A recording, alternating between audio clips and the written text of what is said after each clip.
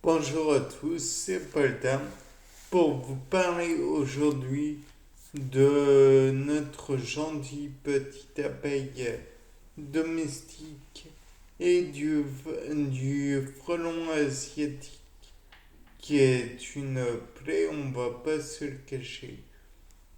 Mais là n'est pas la question. Donc, on le sait, l'abeille domestique Apis mellifera est utile pour la fécondation des divers fleurs qui résident dans le jardin et autres. Mais ce qu'on oublie assez, c'est que c'est aussi la proie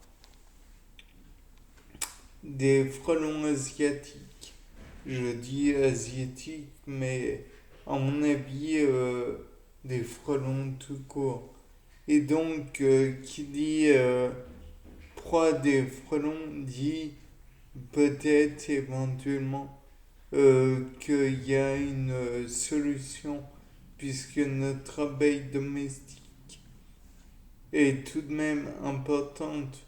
Nous vivons non pas accrochés, mais tout de même, elle féconde nos nos plantes et grâce à elles, on peut obtenir de beaux fruits, on peut obtenir de beaux légumes avec des gros guillemets, bien sûr.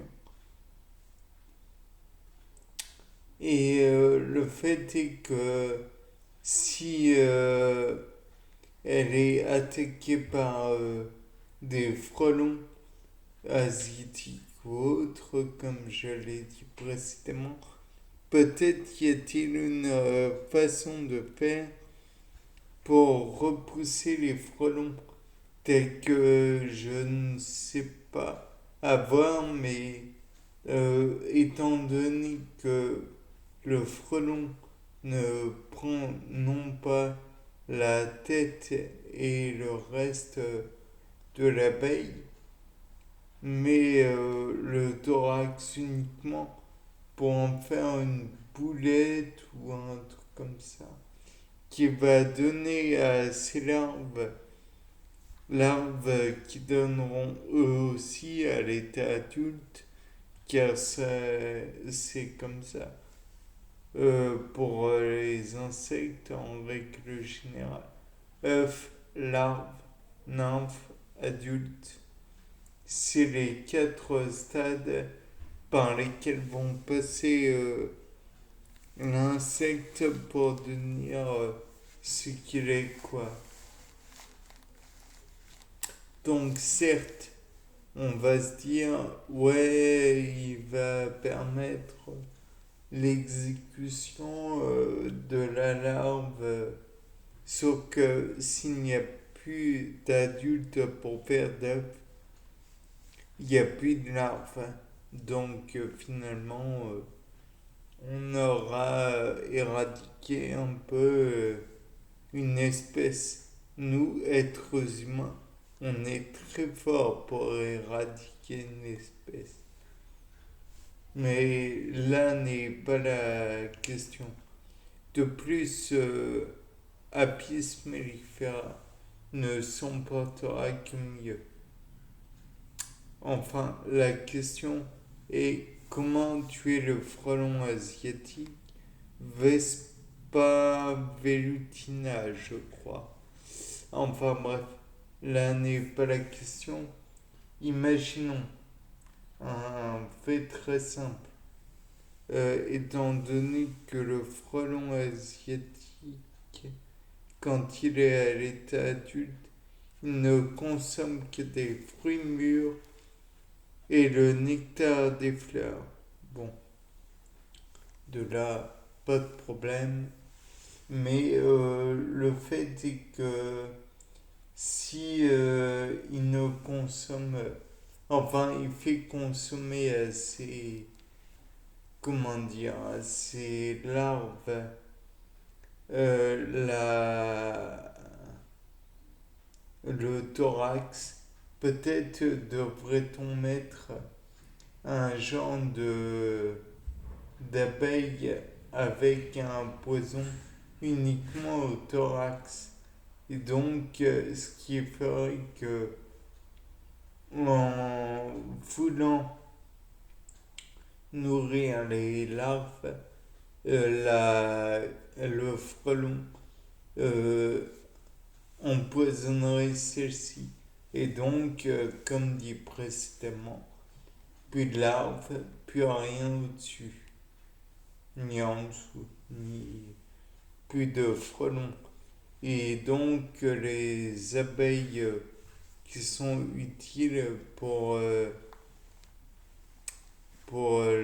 l'écosystème et non les abeilles, si elles disparaissaient, il y aurait encore d'autres animaux pour prendre le relais. C'est juste qu'il y aurait beaucoup moins de fruits, mais l'être humain n'en aurait plus que pour 4 ans ou je ne sais quoi. C'est pas vrai. Regardez au Japon, ils le pollinisent à la main. Certes, c'est pénible. Certes, ça prend du temps, mais c'est faisable. Donc, toujours est-il qu'il y aurait plus le miel qu'on aime tant déguster. Et donc, les fruits de la ruche, enfin, fruits dans le sens produit de la ruche, n'existeraient plus, ce qui serait dommage. Mais le fait est que on pourrait tout de même le rendre un peu incapable de se délecter des abeilles et donc juste mettre cette abeille avec un genre de parasite aussi, mais pas le parasite varroa par contre, mais qui pourrait s'en prendre aux larves et ou s'en prendre à l'adulte qui s'attaque à l'abeille, à la Apis mellifera. Et donc, à la fin, il n'y aurait plus de varroa, de frelon asiatique, puisque celui-ci serait tué par l'acte criminel. Et au lieu de s'attaquer finalement à l'abeille, il arrêterait directement, car celui qui pourrait causer sa fin, c'est justement l'abeille qu'il essaye de chasser et décapiter pour finalement nourrir ses larves. Donc si on prend un parasite qui vit sur l'abeille mais qui est mortel pour le frelon, peut-être pourrait-on arriver à se débarrasser de lui. De plus, le parasite de l'abeille pourrait devenir aussi, ou celui qui est sur l'abeille, mais qui finalement était son parasite auparavant, pourrait être modifié de telle façon à devenir le parasite du frelon. Et donc, finalement, au lieu d'exterminer les abeilles et les ruchers, en règle générale, ce serait le frelon qui prendrait les problèmes. De plus, si l'on veut éviter l'extermination des abeilles. Il est possible aussi que le frelon s'attaque aux guêpes, aux mouches et j'en passe.